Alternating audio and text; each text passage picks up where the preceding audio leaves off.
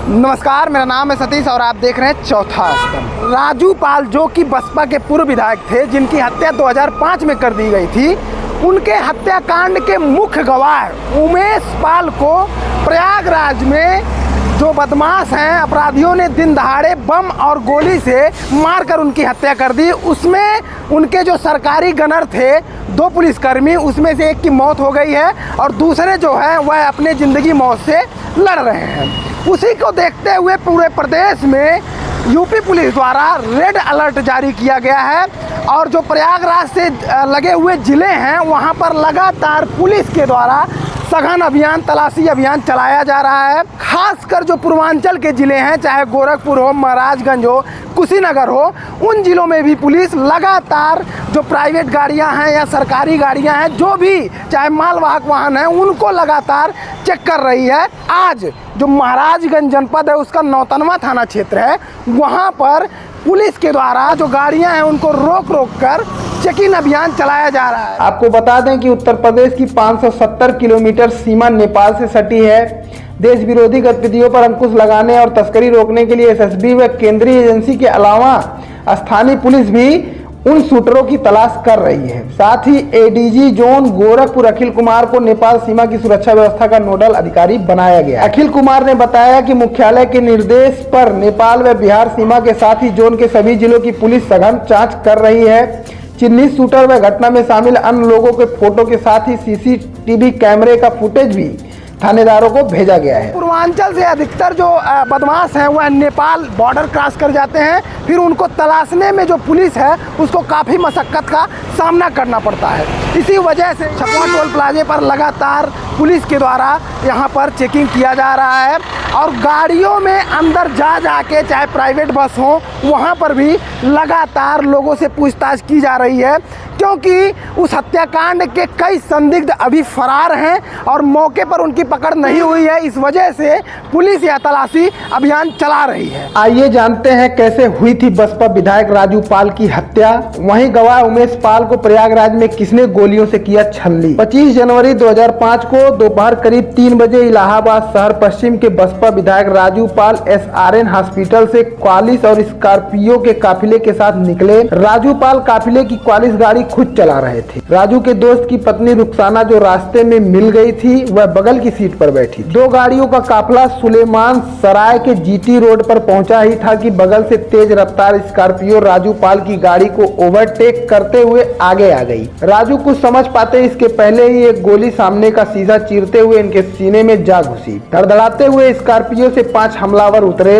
3 ने राजू पाल की गाड़ी को घेर कर फायर करना शुरू किया और बाकी 2 ने पीछे चल रही स्कॉर्पियो पर गोलियां बरसानी शुरू कर दी। गोलियों की तड़तड़ाहट से आसपास का इलाका ढल उठा। हमलावरों को जब तसल्ली हो गई कि राजू की मौत हो चुकी है, तब जाकर वे वहां से भागे। धूमनगंज पुलिस ने राजू को टैक्सी से SRN अस्पताल पहुंचाया, जहां डॉक्टरों ने हाथ जोड़ लिए। जब पोस्टमार्टम हुआ तो बसपा विधायक के शरीर से 19 गोलियां निकली। वहीं उस दिन गाड़ी में साथ बैठे संदीप यादव और देवीलाल यादव की भी मौत हो गई। पुलिस ने उस वक्त के सपा सांसद अतीक अहमद, उसके भाई अशरफ, फरहान, रंजीत पाल, आबिद, गुरफान के खिलाफ गंभीर धाराओं में केस दर्ज किया, लेकिन राजू के परिवार को आज तक न्याय नहीं मिल पाया है। दरअसल राजू पाल कभी अतीक अहमद के साथ ही काम करते थे, लेकिन अतीक के सांसद बनने के बाद इलाहाबाद शहर पश्चिम की सीट खाली हो गई। उपचुनाव हुआ तो अतीक के भाई अशरफ को बसपा से लड़े राजू पाल ने हरा दिया। इस जीत के बाद राजू पाल एक झटके में अतीक के सबसे बड़े दुश्मन बन गए। विधायक बनने के 3 महीने बाद 15 जनवरी 2005 को राजू ने पूजा पाल से शादी की और 10 दिन बाद 25 जनवरी को उनकी हत्या कर दी गई। 2007 और 2012 में राजू पाल की विधवा पूजा पाल उसी सीट से विधायक बनी। 2022 के विधानसभा चुनाव में पूजा पाल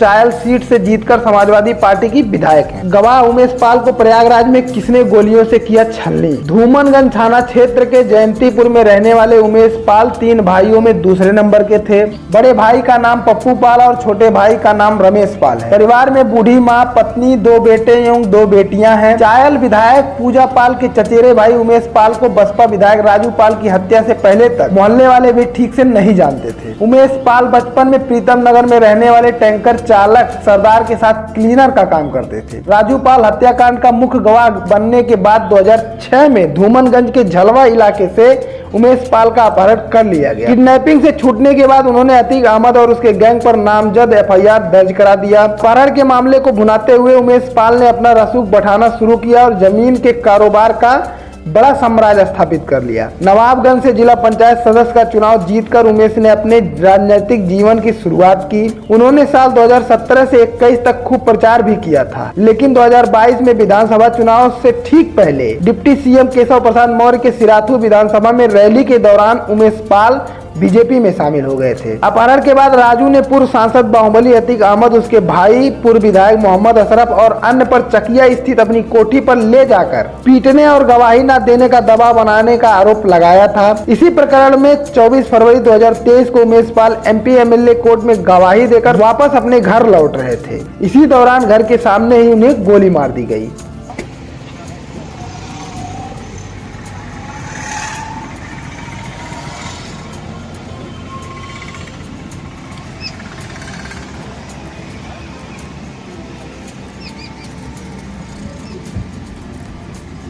भाई हो गया ना।